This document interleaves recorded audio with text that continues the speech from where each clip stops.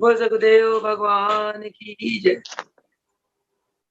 योग योगेश्वर महापुर रामलाल जी, योग मार्तंड मुल्केश्वर भगवान, हम सभी के प्राणदान सतगुरु स्वामी देवीदास महाराज जी के श्री श्री चरण कमलों में हम सभी भक्तों का साष्टांग दंडवत प्रणाम स्वीकार हो।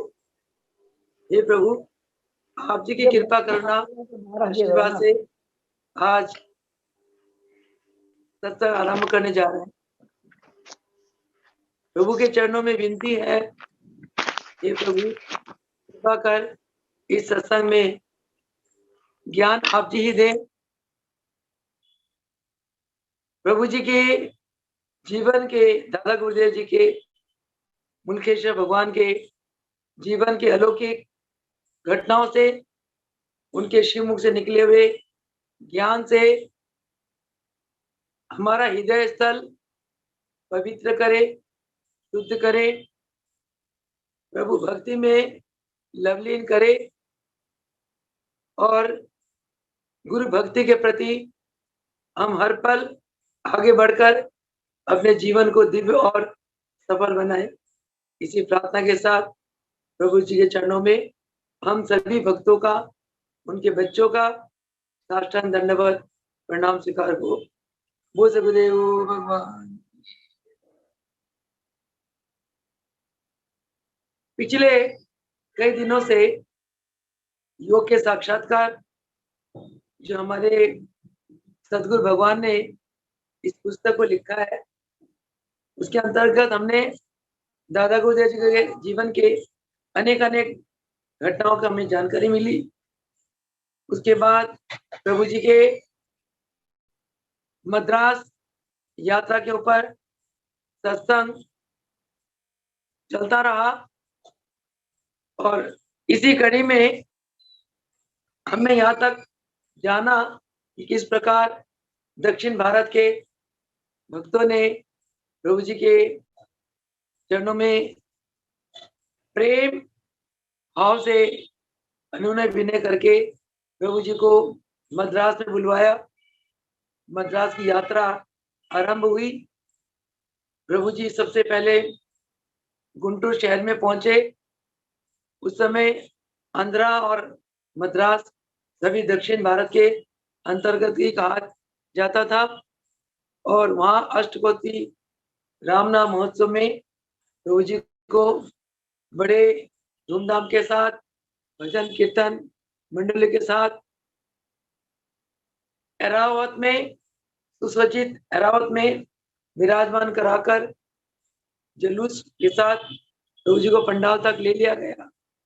उस सवारी में, उस जुलूस में नारद मुनि नर रूप में आकर बहुत प्रेम भक्ति भाव से विभोर होते हुए नृत्य किया। हमारे प्रभु जी दादा गुरुदेव प्रसन्न होकर उन्हें गले में पुष्प आशीर्वाद दिया। उसके बाद वो अंतर ध्यान हो गए। उन्होंने प्रभु जी की बहुत स्तुति करी, गुरु महिमा का गायन किया। उसके बाद पंडाल में दादा गुरुदेव विराजमान हुए। बड़े बड़े ज्ञान विद्वान, वहाँ के प्रकांड पंडितों ने प्रभु जी का स्वागत किया। उसके बाद प्रभु जी का उपदेश आरंभ होता है। उसी उपदेश के ऊपर आज 10-15 मिनट का सत्संग करेंगे। चौपाई उपदेश में प्रभु जी फरमाते हैं, हे ज्ञान अभिलाषी साजन, जिज्ञासु परमार्थ अजन, आदि सृष्टि से चलकर आई, प्रलय काल तक जो चली आई। प्रभु जी भक्तों को संबोधन कर रहे हैं कि जो भगवान को प्राप्त करने के लिए जो आप जिज्ञासु समाज है, जो ज्ञान के अभिलाषी है, और ये तो एक सृष्टि के आदि से चली आई कि संसार में बहुत से भगत जिज्ञासु समाज प्रभु प्राप्ति की अभिलाषा रखते हैं और प्रभु प्राप्ति के लिए ज्ञान के लिए वो प्यासे होते हैं। ज्ञान के इच्छुक जो नर नारी, जिज्ञासु, शुभ गति अधिकारी, कहते हैं कि भगवान को पाने के लिए जिनके हृदय में ज्ञान प्राप्त करने की इच्छा होती है, कहते हैं वो शुभ, उनको शुभ गति मिलती है, यानी कि मोक्ष धाम कि वो अधिकारी होते हैं। 4 प्रकार के वरण सुहाए, चारों आश्रम वेद बताए। ये 4 प्रकार के वरण है, ब्राह्मण, क्षत्रिय, वैश्य, शूद्र, और चारों प्रकार के जो आश्रम है वेद में वर्णन है कि चारों आश्रम में ये अलग अलग कर्म है, उनके अलग अलग नियम है। कर्म यथोचित पाल दिखावे, नहीं योग बिनु शुभ गति पावे। कि वो अलग अलग जो आश्रम है, वर्ण है, जो वेद ने गाया, तो उनके जो अलग अलग कर्म है, तो हर एक अपने अपने कर्मों का पालन करते हैं, ये अच्छी बात है। परंतु किसी वर्ण को या किसी आश्रम को बिना योग की शुभ गति की प्राप्ति नहीं होती। सफलता मोक्ष योग के द्वारा ऋषि मुनियों ने यही पुकारा। कहते हैं ऋषि मुनि संतों का क्या कथन है कि अगर योग करेंगे, किसी भी वर्ण, किसी भी आश्रम के जीव योग करेंगे तभी उनको मोक्ष पद की प्राप्ति होगी। योग के बिना मोक्ष पद को पाना नामुमकिन है। योगामृत है जीवन दाता, पालनहार योग पितु माता। योग अमृत जो है वही जीवन दाता है, योग ही पालनहार है, योग ही पिता है, योग ही माता है। अब सवाल आता है, हम इस योग को जाने, इस योग को महसूस करें, ये योग क्या है? यह उसके ऊपर ओ की मात्रा ग योग, ये योग नहीं है, ना आसन योग है, ना प्राणायाम योग है, ना क्रिया योग है। योग एक आपकी अंतरात्मा की एक युक्त अवस्था को कहते हैं, जिस अवस्था में आप केवल एक और एक के साथ जुड़ जाते हैं।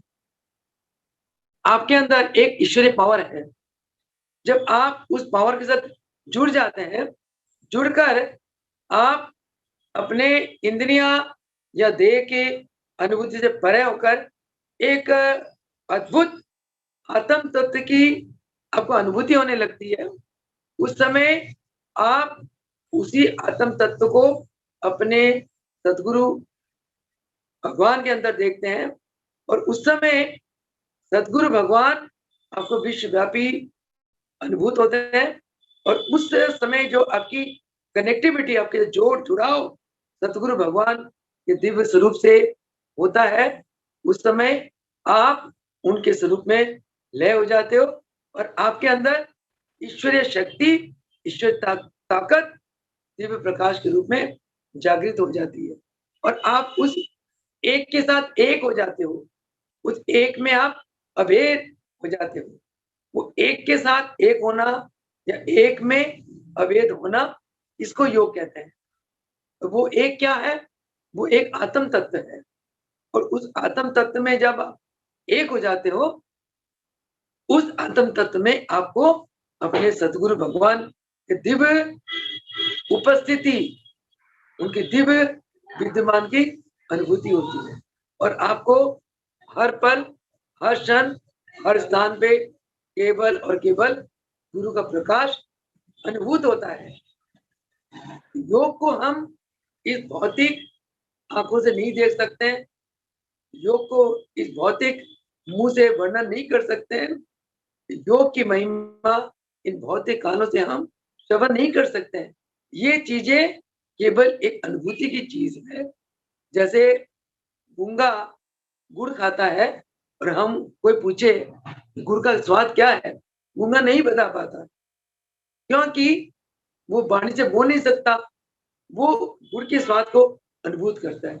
उसी प्रकार जिस शिष्य के ऊपर गुरु की कृपा बरसती है, मेहर की नजर बरसती है, उस शिष्य को गुरु उसके अंदर की आत्म ज्योति को जगा देते हैं और उसकी चित्त वृत्तियों को उसकी आत्मा में लय कर देते हैं और उसको एक युक्त अवस्था की प्राप्ति होती है। वननेस, युक्त मीन्स जॉइन, एडिशन, 1+1 2, उसको वन कर देना, इसको योग युक्त कहते हैं।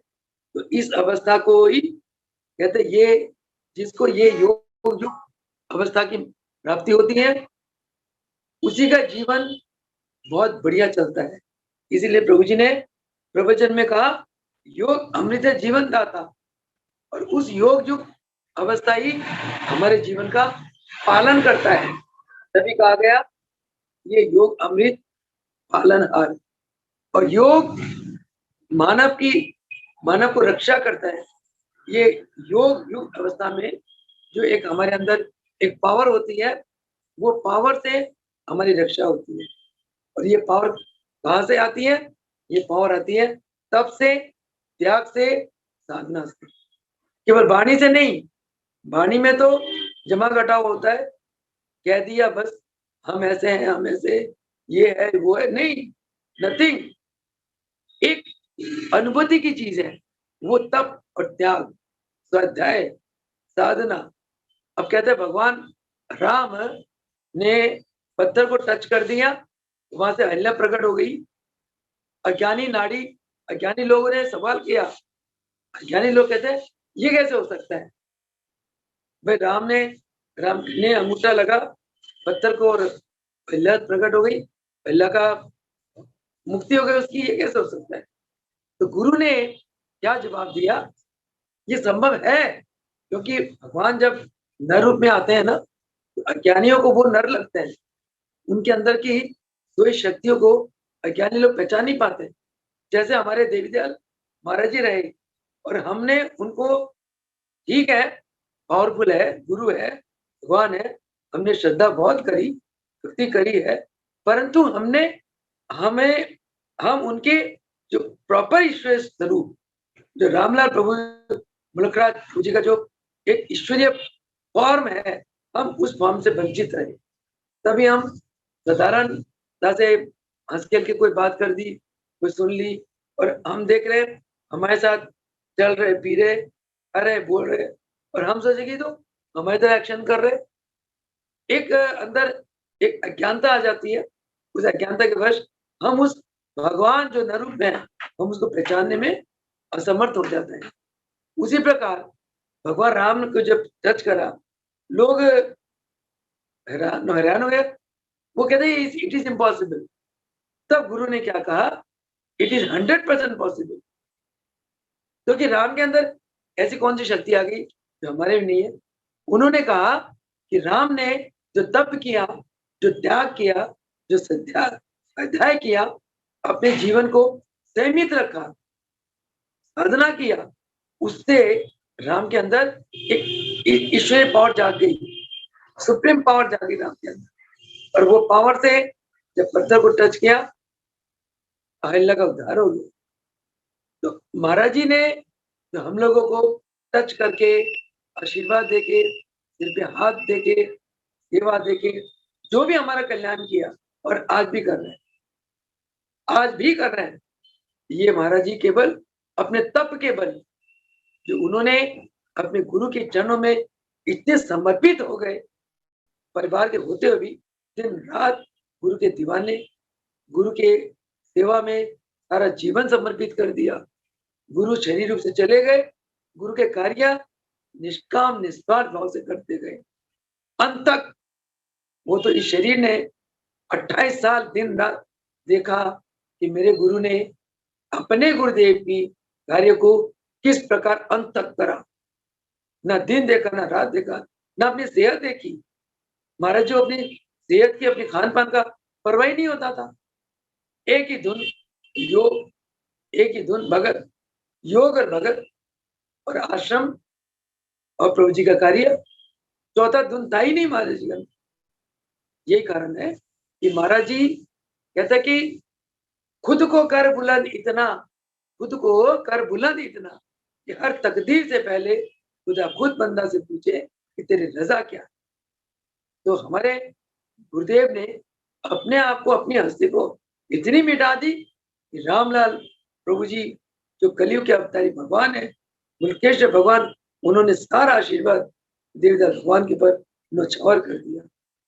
यही कारण है कि आज भी हम सभी भक्तों को लगता है मेरे गुरुदेव हमारे साथ है। आज भी आप कोई भी कार्य गुरुदेव जी के चरणों में समर्पण भावना के साथ करो, मतलब ही नहीं है आपको वो कार्य पूरा ना हो। अब संडे की बात है, संडे का जो सत्संग का प्रोग्राम था, ये 4 महीना पहले ही उस भगत परिवार ने इस नादान बच्ची को रिक्वेस्ट करा कि आप मार्च में शादी है बच्चे की और आप कौन सा दिन निकालोगे? और प्रभु जी ने मेरे मुंह से 7 मार्च निकलवा दिया। अब मुझे नहीं पता कि 7 मार्च को क्या होना है। तो मैंने कहा दिल्ली जाना है, कहीं रास्ते में वो कोविड का चक्कर ना डाल दे और कहीं वो वैक्सीनेशन का सर्टिफिकेट ना पूछ ले, तो मेरा सत्संग रह जाएगा। और भक्तों ने, उन परिवार ने बड़े प्रेम से बुलाया, बहुत आदर के साथ। मतलब कहते हैं कि भी भगत जब आपको अंतरात्मा से पुकारता है तो आप की सारी मर्यादाएं टूट जाती है। तभी कहा गया ना कि प्रेम के बंधन में प्रभु जी बन गए। भगत ने जो भी बनाया प्रभु जी बन गए, है ना। तो मैंने क्या कहा, फ्राइडे को 5 तारीख को मैंने वैक्सीन लगवा ली और मैं वैक्सीन लगाने के मुझे कुछ हुआ ही नहीं।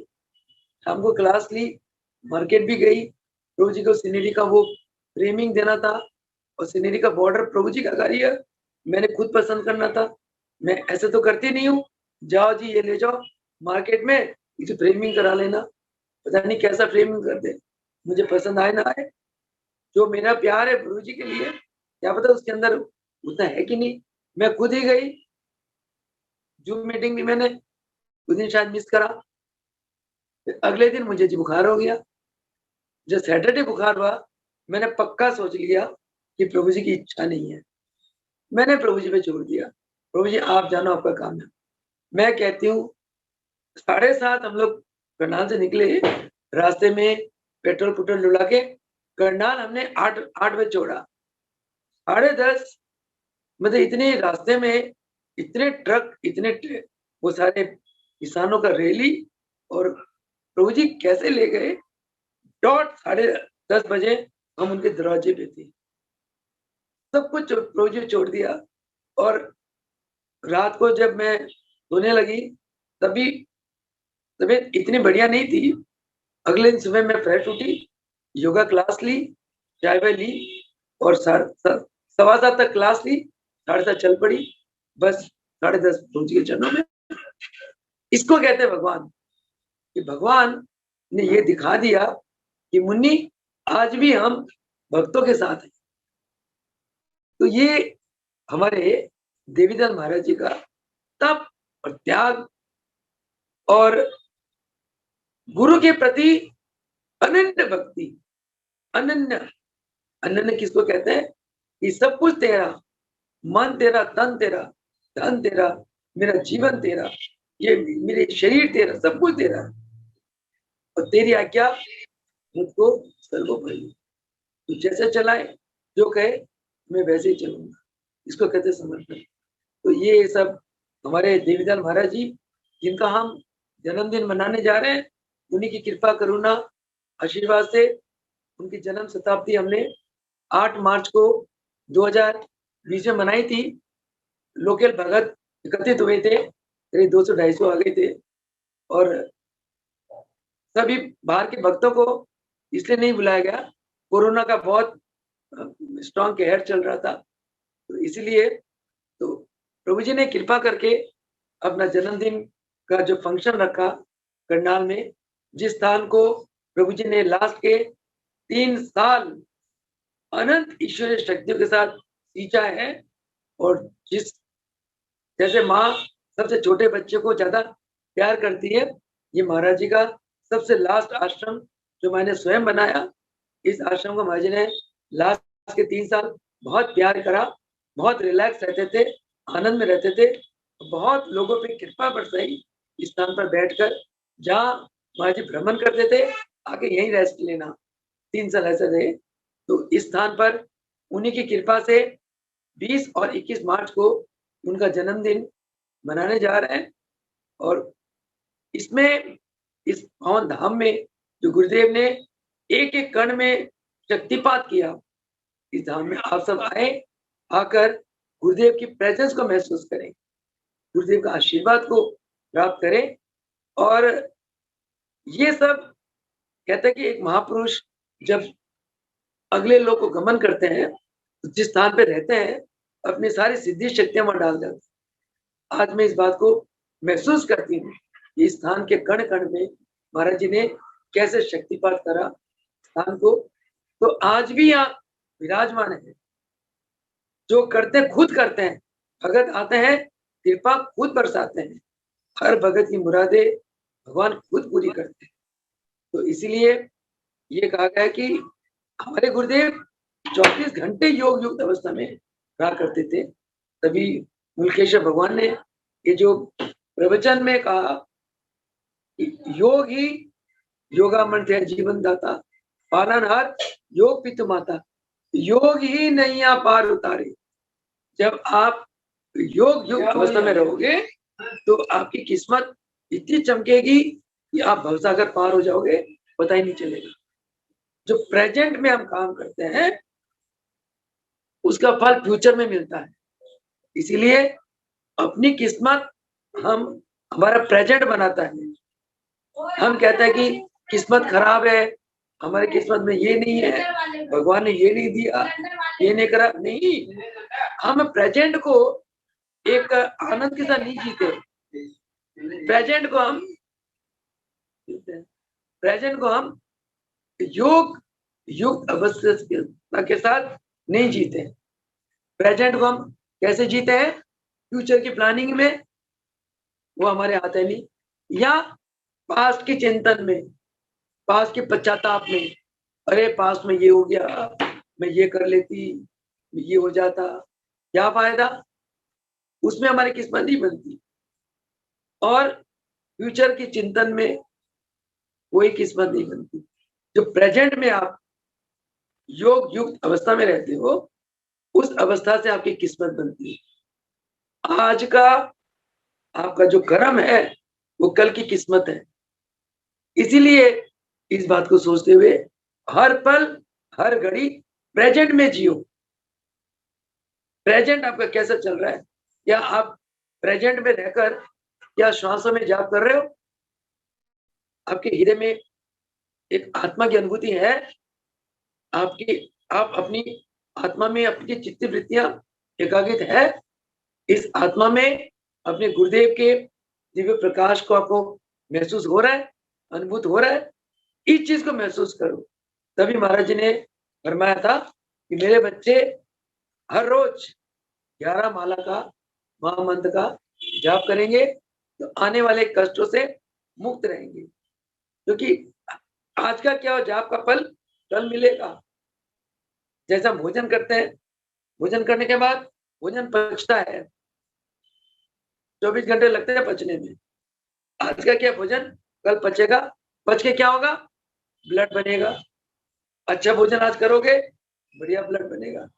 बढ़िया ब्लड से क्या होगा? आपके शरीर के रोगी कीटाणु सब खत्म हो जाएंगे, आपका शरीर स्वस्थ हो जाएगा, फ्रेश ब्लड वाला बनेगा। इसीलिए महाराज फरमाते हैं कि नित्य प्रति अभ्यास करो, नित्य प्रति योग करो। आज जो आसन करोगे कल आपका शरीर लाजमी हेल्दी होगा, स्वस्थ रहेगा। आज जो प्राणायाम करोगे कल आपको इसका रिजल्ट मिलेगा, आपका मन शुद्ध रहेगा, आपके अंदर आनंद की तरंगें चलेंगी। आज जो गुरुदेव को याद करोगे अभी भी आशीर्वाद मिलेगा, कल भी मिलेगा। मैं तो सोचती हूँ इंसान अपने प्रयास से, अपने कर्मों से, अपनी साधना से और गुरु की कृपा से अपनी किस्मत बनाते हैं। गुरु की कृपा तब बरसती है जब हम गुरु की आज्ञा के अनुसार योग अभ्यास करते हैं, साधना करते हैं, तप करते हैं, स्वाध्याय करते हैं, व्रत करते हैं। ये गुरुदेव की आज्ञा है। आज का माली एक दिन बीज बोता है, बीज बोते थोड़ी पौधे निकल आते हैं, अंकुर थोड़ी फूटता है। आज वो पहले खेती को जोएगा, खाद डालेगा, मिट्टी मुलायम करेगा, उगाने के युक्त बनाएगा, उसको योग्य बनाएगा, फिर बीज डालेगा, बीज डाल के फिर पानी डालेगा, उसमें छिड़काव करेगा, इंतजार करेगा, फिर वो अंकुर फूटता है अगले दिन या एक दिन बाद। अंकुर से पौधा, छोटे छोटे पौधे, फिर बड़े होके वृक्ष, फिर फल देते हैं। हमारे कर्म जब करते हैं, हमें अपने कर्मों का फल मिलता है। अच्छे कर्म करेंगे, गुरु की आज्ञा आशीर्वाद के अनुसार साधना करेंगे तो गुरु की कृपा बरसती है। गुरु दिष्टा होते हैं, वो देखते हैं मेरा बच्चा क्या कर रहा है। हम गलत कर्म करते हैं, हम सोचते कोई देख तो नहीं रहा, पर हजारों आंखों से गुरुदेव देख रहे हैं। वो आपके घर में बैठे, हम कुछ सोचते हैं, हम ये जब मन में विचार आता है, हम ये सोचते हैं अगले को तो पता ही नहीं मेरे मन में क्या विचार है, और हम अच्छे बुरे विचार लाते रहते हैं, ये सोचते हुए कि मेरे विचार तो मेरे अंदर है, अगले को क्या पता। पर हजारों आंखों से, हजारों शक्तियों से जो देखने वाला अंदर बैठा है, उसे कैसे छुपाओगे? वो तो देख रहा है आपको, और हर पल आपके कर्मों की पुटअप करे जा रहे हैं, कर्मों का लेखा जोखा पुटअप कर रहे हैं। इसलिए अपने प्रेजेंट को सुंदर बनाओ। प्रेजेंट में रहोगे तो रिलैक्स रहोगे। अरे जो होना होएगा। हमारे परमात्मा है कि जो जीव जन्म लेता है, भगवान उसके साथ एक पासपोर्ट अटैच करके भेजते हैं।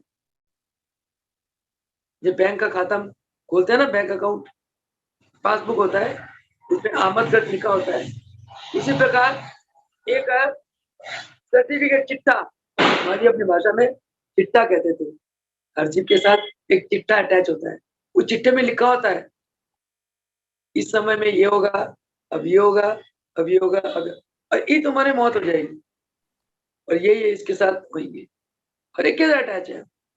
उन कर्मों को काटता कौन है? हमारा प्रयास, गुरु की कृपा। गुरु की कृपा होती है तो हम प्रयास करते हैं, कृपा नहीं होती प्रयास नहीं करते। परंतु हमारे गुरुदेव सब पे कृपा करने वाले हैं। हर एक बच्चे पे जो भी उनको मत्था टेकता है, आज भी उसी पे कृपा करते हैं। उनकी कृपा को पाकर हम क्यों नहीं पुरुषार्थ करते? खाना दूसरा पकाए, मेरा पेट भर जाएगा? खाना दूसरा खाए, अमिता भोजन कर रही है तो माशरी का पेट भर जाएगा? नहीं भरता। मुझे अपने पेट भरने के लिए खुद खाना पड़ेगा। हर एक इंसान को अपने किस्मत को बनाने की, अपनी किस्मत को चमकाने के लिए खुद प्रयास करना पड़ेगा। तभी महाराज जी बार बार इस दोहे को याद दिलाते थे, खुद को कर बुलंद, इतना कि हर तकदीर से पहले खुदा भगवान धरती में आके बंदा से पूछते हैं तेरे को क्या चाहिए, मांग भर। समझ गए? आगे प्रभु जी फरमाते हैं, योग ही नैया पार उतारे, योग कल्प सब काज सवारे। आप योग युक्त रहोगे तो जैसे कल्प वृक्ष में जाकर है जीव को सब कुछ मिलता है, उसी प्रकार योग करने से आपको सब कुछ मिल जाएगी। रिद्धि सिद्धि जो संकल्प करोगे वही पूर्ण हो जाएगा। योग रवि का दर्शन पाकर कमल मनोरथ कहे मुस्काकर। जैसे कमल का फूल सूरज के दर्शनों से खिल जाता है ना, उसी प्रकार योग के द्वारा हमारे मन की कमलनी मिल जाती है। उत्तम गति अब हमने पाई, योग सिद्धि केवल सुखदाई। योग सिद्धि जिसको प्राप्त हो जाती है उसको उत्तम गति की प्राप्त होती है। योग से होता आत्मज्ञान। जब तक आप मन को एकाग्रित नहीं करते, तब तक आपको आत्मज्ञान नहीं हो सकता। वो एकाग्र योग से ध्यान, यानी कि ध्यान योग का अभ्यास करने से आपका मन एकाग्रित हो जाता है। ध्यान योग का अभ्यास करके मन को एकाग्रित कर लो और एकाग्रित मन से ही आपको आत्मज्ञान हो जाएगा। योग औषधि व्याधि विनाशन, योग द्वारा आपके सभी रोग कट जाते हैं। पाप पुंज के लिए हुताशन, कि पाप रूपी पुंज पिंजर योग के द्वारा उसका नाश हो जाता है, खत्म हो जाता है। योग वृक्ष की शीतल छाया, इसने ताप से ताप मिटाया। जिसने योग जैसे वृक्ष की शीतल छाया में आ गया, उसके शरीर सभी ताप और तिताप सब खत्म हो गए। यानी कि हम जितना योग युक्त का मतलब एकाग्रित मन होकर गुरु के स्वरूप में, गुरु के ईश्वरीय स्वरूप में चित्त वृत्ति को लेकर, इस प्रकार करने से हमारे 3 ताप, 3 दोष, 3 ऋण सब खत्म हो जाते हैं। नहीं तो जीव 3 ताप, 3 दोष, 3 ऋण में ही घूमता रहता है, चक्कर पड़ता रहता है, मोक्ष नहीं हो पाता उसका। योगी को नहीं रोग सतावे, योग से आयु दीर्घ हो जावे। जो योगी है उसको रोग नहीं सताता। और योगी उम्र 5 मिनट रुक जाओ, योगी की उम्र लंबी होती है। योगी जितने श्वास लिखवा के आता है उससे लंबी जीता है। कारण क्या? योग योगी होता है, उसके श्वास प्रश्वास कंट्रोल से चलते हैं, संयम से चलते हैं। जितना श्वास प्रश्वास एक गति से चलाओगे उतना ही आयु कम हो जाएगी। जितनी लंबी गति से चलाओगे आयु आपकी लंबी होगी। योगी की श्वास प्रश्वास हमेशा लंबा चलता है। आगे प्रभु जी फरमाते हैं, योगी को नहीं रोग सतावे, योग से आयु दीर्घ हो जावे। योगी की छवि कहीं ना जाए। आप मानस पटल में महाराज जी की छवि को याद करो, कितने सुंदर, इतने मनमोहक महाराज जी की अलग अलग छवियां, हर छवि कितने आकर्षण है। इसलिए प्रभु जी ने फरमाया, योगी की छवि कहीं ना जाए, योगी आवागमन मिटाए।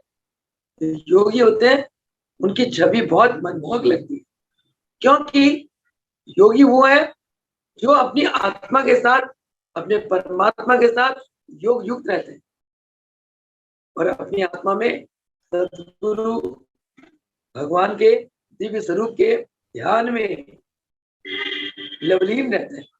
इसीलिए योगी की छवि अति प्यारी लगती है। योगी आवागमन मिटाए। जो योगी के शरण में आ जाते हैं, योगी उनको जन्म मरण के बंधन से मुक्त करा देते हैं। इसलिए हम भी जन्म मरण के बंधन से मुक्त हो सकते हैं अगर हम गुरुदेव की आज्ञा अनुसार साधना करें और हम उनकी कृपा पात्र बने, उनकी प्रसन्नता की पात्र बने। गुरु क्या कुछ नहीं कर सकते, गुरु शिष्य का पोस्ट कहां नहीं पहुंचा सकते। गुरु के मुट्ठी में तो सकल संसार है, 3 लोक नवखंड गुरु के चरण नख है। इतनी शक्ति महान गुरु की होती है। निर्मल बुद्धि योग से होवे, मन की मैल योग ही धोवे। जो योग अभ्यास करता है उसकी बुद्धि निर्मल हो जाती है, यानी कि वो कभी भी किसी की बुरा नहीं चाहता। उसके हृदय में हमेशा दूसरों के प्रति प्रेम भाव होती है, दया भाव होती है। क्योंकि योगी जो होता है उसके हृदय में कोई मैल नहीं होता। योग मैल को धोता है। मैल क्या है? अज्ञानता। सबसे बड़ी अज्ञानता क्या है? मानव का अहंकार, अपने आप को बहुत ऊंचा समझना और दूसरे को नीचा समझना, ये अहंकार है। जिसके अंदर अहंकार होता है उसका मन मैला होता है, क्योंकि अहंकार के साथ काम, क्रोध, लोभ, मोह सब जुड़े रहते हैं, सब जुड़े रहते हैं। आगे लास्ट दुआ आता है, अनुकंपा गुरुदेव की करे योग का दान। गुरुदेव की अनुकंपा, उनकी कृपा से गुरुदेव योग का दान करते हैं। योगेश्वर गुरुदेव ही करते हैं कल्याण। जो योग के ईश्वर है कौन है? गुरुदेव है। महापुर रामलाल जी है, मुल्केश्वर भगवान है और देवीदास भगवान है। ये योग के ईश्वर है, वही हमारे कल्याण करते हैं। श्री गुरुदेव प्रसाद तो योगी नर, श्री गुरुदेव प्रसाद से योगी नर हो जाए, एक योगी संसार की बिगड़ी बात बनाए। गुरुदेव का जो प्रसाद है उससे नर योगी बन जाता है और योगी सारे संसार की बिगड़ी संवार देते हैं। जैसे हमारे गुरुदेव देवीदाल ने इनके शरण में जो भी गया सबकी बिगड़ी संवार दी। और इन्होंने दादा गुरुदेव जी का आशीर्वाद पाया, योग का प्रसाद पाया, योगी बन गए। योगी बनकर सारे संसार की बिगड़ी बना दी। इसलिए गुरु शिष्य का संबंध बड़ा निराला है। गुरु और शिष्य का संबंध अजर अमर है, अटूट है, अति पवित्र है, अति ईश्वरीय है। इसलिए गुरु के प्रति शिष्य को चाहिए हर पल समर्पित रहे, अपने अंदर मैंपना कर्ता भाव कभी ना लाए। समाज है, संसार है, संसार तो मान सम्मान आपको बहुत देगी, आपको बहुत ऊंचाई में ले जाएंगे, परंतु आपने उस ऊंचाई पे अपने मन को नहीं उठाना। अपने अपने हृदय को हमेशा हमेशा गुरुदेव के चरणों में रखना। गुरुदेव से एक ही बात मांगना, हे प्रभु अपने चरण दे दो, अपने चरणों में शरण दे दो और मुझे आपसे कुछ नहीं चाहिए। बस तो गुरुदेव के चरणों में पड़े रहोगे, कौन मार सकता है आपको? कौन बिगाड़ेगा आपका? कौन सा कष्ट आपको नजदीक आ सकता है? गुरुदेव से उनके चरण शरण मांगो, उनके चरणों की भक्ति मांगो, उनके चरणों की सेवा मांगो। तीन चीज, उनके चरणों में निवास, चरणों की भक्ति और चरणों की सेवा। हृदय में गुरुदेव के चरण को बसाए रखो, आपका बेड़ा पार हो जाएगा। ऋषि मुनि जितने हुए और हुए अवतार, उन सबको था योग का केवल एक आधार। जितने ऋषि मुनि संत हुए सबको एक योग का ही आधार था। सब गुरु सेवक थे, ऋषि योग की शिक्षा पाए। जितने ऋषि मुनि संत हुए सब योगी गुरु के सेवक थे। योगेश्वर कहला गए गुरु चरणों में जाए। जो ऋषि मुनि संत वो योगेश्वर बन गए, योगेश्वर बन गए। कब बने? जब गुरु के चरणों में चले। रामलाल प्रभु जी महावतार बाबा के चरणों में चले गए, रामलाल भगवान हो गए। मुल्कराज प्रभु जी रामलाल प्रभु जी के चरणों में चले गए, मुल्केश्वर भगवान हो गए। देवीदास प्रभु जी मुल्कराज प्रभु जी के चरणों में चले गए, दयालेश्वर दयाला भगवान बन गए। उसी प्रकार राम जब वशिष्ठ के चरणों में गए, राम भगवान बन गए। भगवान किशन दुर्वासा के चरणों में गए, भगवान बन गए। इसलिए एक से एक हो जाओ, योग युक्त हो जाओ। एक ही को पूजो, गुरु को पूजो। वही माँ, वही पिता, वही ब्रह्मा, वही विष्णु, वही भगवान, सब कुछ वही है।